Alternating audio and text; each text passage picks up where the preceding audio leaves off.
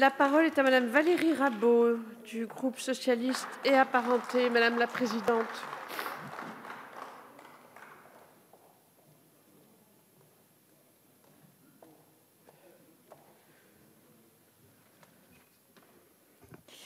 Madame la présidente, madame la ministre, madame la présidente de la commission spéciale, monsieur le rapporteur général, mes chers collègues, entamer un débat climat et résilience dans le contexte de crise actuelle devrait constituer une source d'espoir, tant il devrait ouvrir des perspectives et nous permettre de nous projeter dans l'avenir et dans l'action vers un horizon positif qui permet d'agir pour la planète. Un horizon offensif qui nous permet de reprendre la main sur notre destin. Voilà ce que j'attendais de la démarche que vous avez initiée.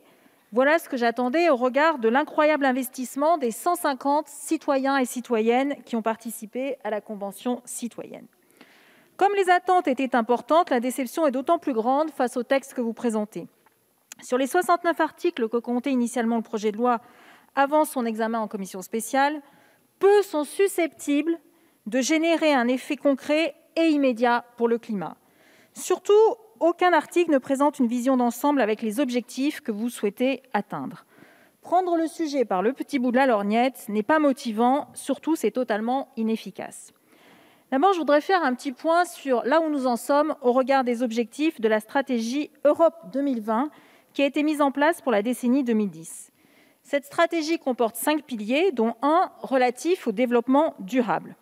Vu que l'année 2020 est terminée, il eût été pertinent de nous présenter un bilan, Madame la ministre. Et bien sûr, tous les indicateurs de développement durable, nous n'en avons atteint aucun. En ce qui concerne l'objectif de réduction des émissions de gaz à effet de serre, qui devait baisser de 20% par rapport à 1990, 12 pays sur les 27 ont atteint cet objectif, mais pas la France. À titre de comparaison, d'après les dernières fournies par Eurostat, les émissions de gaz à effet de serre de la France représentent 83% de leur niveau de 90, quand pour l'Allemagne, on est tombé à 70%. La France accuse le même retard en ce qui concerne la part des énergies renouvelables dans la consommation d'énergie, puisqu'elle représente 17%, ce qui positionne la France dans le dernier tiers des pays de l'Union européenne. Beaucoup l'ont dit avant moi, il y a donc en fait une urgence, mais une double urgence, celle face au climat et celle face à nos propres responsabilités, puisque nous ne sommes pas capables de tenir les engagements que nous prenons alors que d'autres le font. Tenir ces engagements repose sur 3 piliers, se fixer des objectifs clairs, les partager tout aussi clairement et mettre en face les moyens pour y parvenir. Sur ces 3 piliers, Madame la ministre, votre texte est défaillant. Les objectifs ne sont pas clairement définis, ils ne sont pas clairement partagés et les moyens ne sont pas mis en adéquation. Hors impact du nouveau plan de relance, l'Institut de l'économie pour le climat évaluait ainsi entre 7 et 9 milliards d'euros par an les besoins d'investissement public supplémentaires pour respecter la trajectoire du deuxième budget carbone 2019-2023. L'OFCE, de son côté, estime que les besoins publics annuels supplémentaires s'élèvent entre 9 et 19 milliards d'euros, soit à peu près 0,9% du PIB annuel. Or, dans votre projet de loi, il n'y a pas un seul chiffre. Comme ça, au moins, on est sûr de ne pas avoir de contradiction. Une approche qui pourrait être intéressante serait de partir aussi des causes des émissions de gaz à effet de serre, selon l'usage de l'énergie. Grosso modo, on peut partir sur la règle des 3 tiers. Un petit tiers est dû au logement et au tertiaire, un tiers incombe au transport et un tiers est en lien avec l'industrie. Dès lors, une démarche simple et lisible pourrait consister à s'attaquer, à faire baisser pour chacun de ces 3 tiers les émissions de gaz à effet de serre. Commençons par le logement. Dans votre projet de loi, vous proposez de faire entrer, à partir de 2028, les logements classés, les 4,8 millions de logements classés F et G, parmi les logements considérés comme indécents. Nous sommes d'accord. Mais vous présentez cela comme une interdiction de louer ces logements à partir de 2028. Et là, c'est faux. C'est faux. Par ailleurs, en refusant de parler de financement dans ce projet de loi, vous faites l'impasse sur le sujet essentiel de la rénovation énergétique, qui est celui du reste à charge pour les ménages. Un sujet sur lequel nous avons apporté des réponses concrètes à travers la proposition de loi de Boris Vallaud et de Jean-Louis Bricout, avec la prime climat, qui consiste en un mix entre subventions et avances remboursables. Quand vous donnez 30% de subvention à un ménage, si ce dernier ne peut pas financer les 70% restants, vous savez parfaitement qu'il n'engagera aucun travaux. Avec cette vraie prime climat, on crée un effet d'entraînement indispensable. Donc en résumé, vous ne crantez pas de nouvelles stratégies pour le logement qui contribuent tout de même à hauteur de 30% des émissions de gaz à effet de serre. Surtout, vous ne mettez aucun moyen financier nouveau. Alors certes, vous allez me dire, il y a le plan de relance. Certes, mais les montants engagés, notamment pour le logement social, ne compensent même pas l'argent que vous leur avez pris avec la réforme des aides au logement. Pour les 2 milliards d'euros d'aides dédiés aux particuliers sur 2 ans pour rénover leur logement, c'est au final moins que le montant que représentait le crédit d'impôt transition énergétique. Quant aux 4 milliards sur 2 ans pour rénover les bâtiments publics comme les écoles, je le dis très franchement, c'est sans doute le seul point positif qui émane de ce plan de relance. Passons maintenant au deuxième tiers, celui qui est lié au transport. Dans votre projet de loi, que ce soit sur le transport de marchandises ou l'aérien, vos principales propositions sont formulées sous forme de rapport et renvoyées au prochain quinquennat. En n'ayant inscrit aucune mesure dans le projet de loi initial, ni sur le ferroviaire, ni sur le fluvial, vous rendez par ailleurs nos amendements sur ces sujets irrecevables et faites l'impasse sur des sujets structurants qui permettraient de réellement faire baisser les émissions de CO2 et améliorer le quotidien de nos concitoyens. Alors, je vais peut-être commencer la liste. Sur les véhicules particuliers, vous avez en somme 2 propositions. La première consiste à imposer de nouvelles restrictions à travers l'extension du dispositif zone faible à émission. Et la deuxième consiste, c'est l'article 28, à rendre obligatoire à titre expérimental pour une durée de 3 ans la mise en place de voies réservées aux véhicules de transport en commun. Évidemment, sur cette expérimentation, nous sommes d'accord. En dehors de ces 2 mesures, il n'y a rien. Rien sur les voitures électriques quand l'Allemagne met le paquet. Alors moi, j'aime bien parler de chiffres, donc je vais vous en parler. Très concrètement, dans votre plan de relance, vous prévoyez 205 millions d'euros, et je vous cite, pour accélérer le déploiement des bornes de recharge électrique. En somme, vous faites les choses à moitié. Vous voulez accélérer le déploiement, mais pas faire le déploiement. Que font nos amis outre-Rhin ? Eh bien, à titre de comparaison, l'Allemagne investit 3 milliards d'euros, quand nous, on est à 205 millions d'euros, vous ferez vite la division, pour installer 1 million de bornes sur la base d'un plan concerté avec l'ensemble de ses constructeurs automobiles. C'est-à-dire qu'elle affiche une vraie ambition pour les voitures électriques et surtout qu'elle donne une impulsion pour qu'il y ait un écosystème complet. Rien de tel dans votre plan de relance, rien de tel dans votre projet de loi. Sur le fret, là aussi, depuis de nombreuses années, on émet le souhait qu'il y ait un véritable report modal des marchandises transportées sur la route vers le fluvial.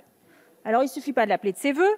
Avec 8 500 km de voies navigables, la France possède le plus long réseau d'Europe, qui en compte 38 000 km. Mais elle est l'un de ses plus faibles utilisateurs. Le transport fluvial représente moins de 3% des tonnes kilomètres transportées, principalement des céréales et des matériaux lourds.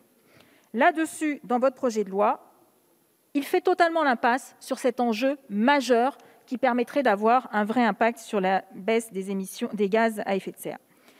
Sur les ports, alors là, votre silence est coupable. Les ports français sont en concurrence avec de grands ports européens. Par exemple, au port de Rotterdam, qui représente à lui tout seul, dans son pays, 20% des émissions de gaz à effet de serre, du fait du raffinage du pétrole et de la production de substances pétrochimiques, il y a une réflexion de captage du CO2 pour réduire les émissions de moitié d'ici à 2030. Ce sont des inventions motivantes, ambitieuses. Et si on ne se positionne pas avec une politique publique, les ports français seront concurrencés et ne seront plus en capacité d'afficher un bon bilan carbone au moment où, inéluctablement, des normes plus contraignantes entreront en vigueur. Là aussi, vous ne dites rien et ne proposez rien. Sur les trains, aucune nouvelle mesure dans ce texte pour soutenir les investissements en faveur du transport ferroviaire. La régénération du réseau ferré, sa modernisation, le renouvellement du matériel roulant. Alors, nous aurions besoin d'un plan d'au moins 3 milliards d'euros par an. Rappelons que sur les 4,75 milliards d'euros annoncés pour le ferroviaire dans le cadre du plan de relance, seuls 650 millions d'euros correspondent à de l'argent frais, quand il en faudrait au moins 3 milliards.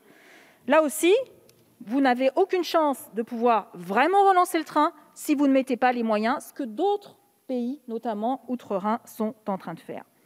Sur les avions, alors permettez-moi de m'arrêter, mon collègue David Habib l'a fait, mais je vais quand même redire quelques mots sur la réflexion globale qui me paraît très importante. Vous proposez que les vols intérieurs d'une durée inférieure à 2h30 soient interdits pour les cas où il y a une solution avec le train. Nous soutenons cette position.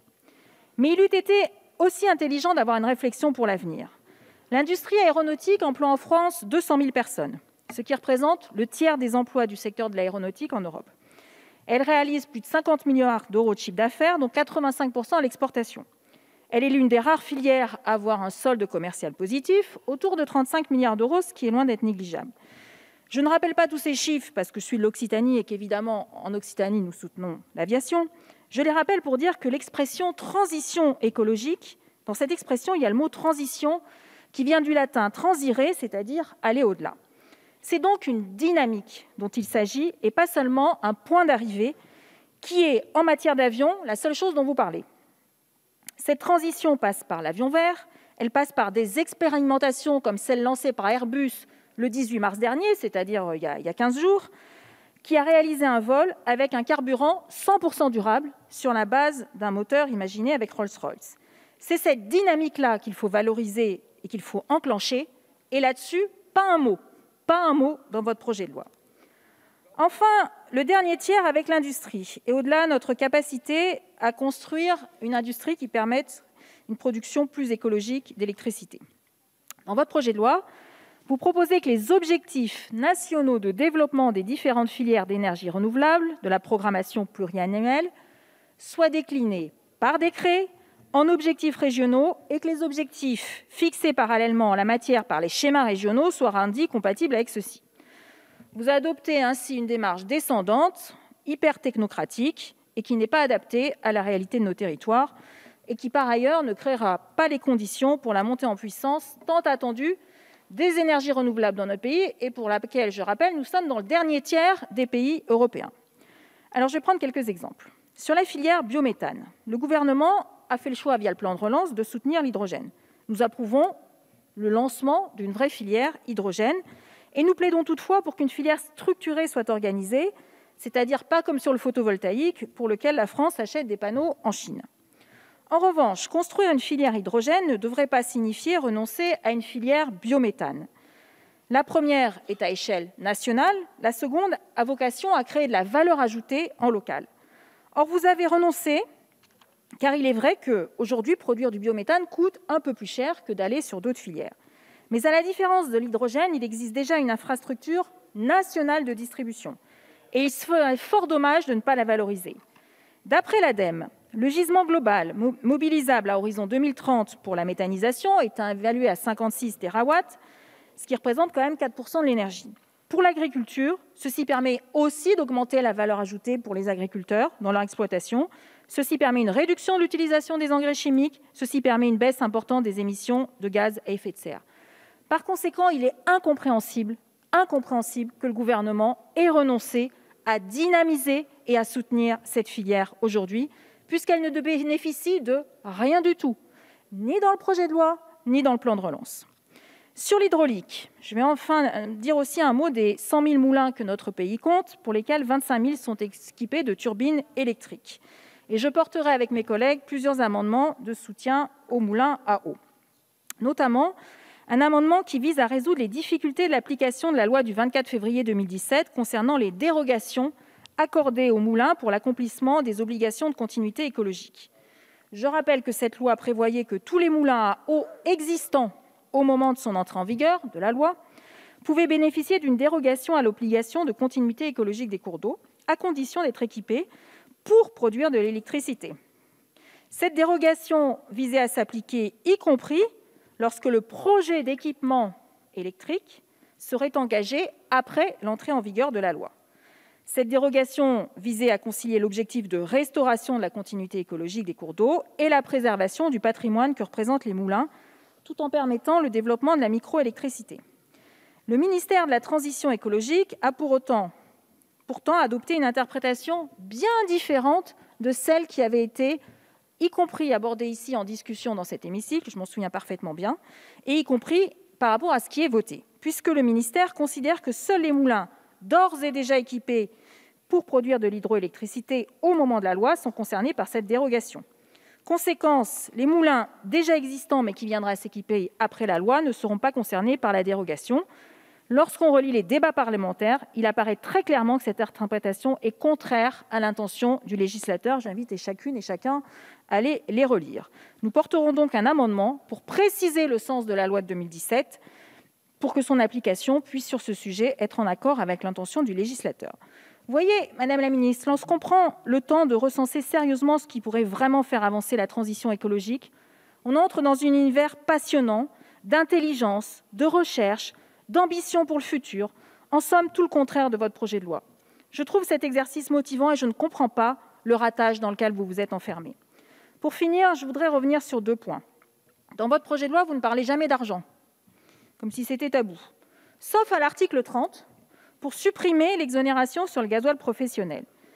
Ce qui est fou, c'est que par crainte, sans doute, des réactions, vous n'en donnez même pas le montant.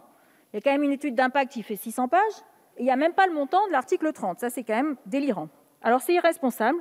Il se trouve que ce montant, quand on est à la Commission des finances, on le connaît par cœur, c'est un montant entre 1,3 milliard et 1,6 milliard d'euros par an. Ce montant est supérieur à l'écotaxe. Pour que les choses soient claires, moi, je suis favorable à la fin de cette exonération, mais pas comme vous le faites, pas en catimini, en pensant que personne ne va s'en apercevoir. Vous le faites sans compensation. Ah bah oui, je viens de donner le montant. Personne ne l'avait mentionné avant. Personne n'avait mentionné le montant avant, mon cher collègue. Je vous invite à relire les débats de la commission. Personne n'a mentionné le montant avant. Vous le faites surtout sans compensation concrète, qui permettrait aux transporteurs d'acheter des camions moins polluants.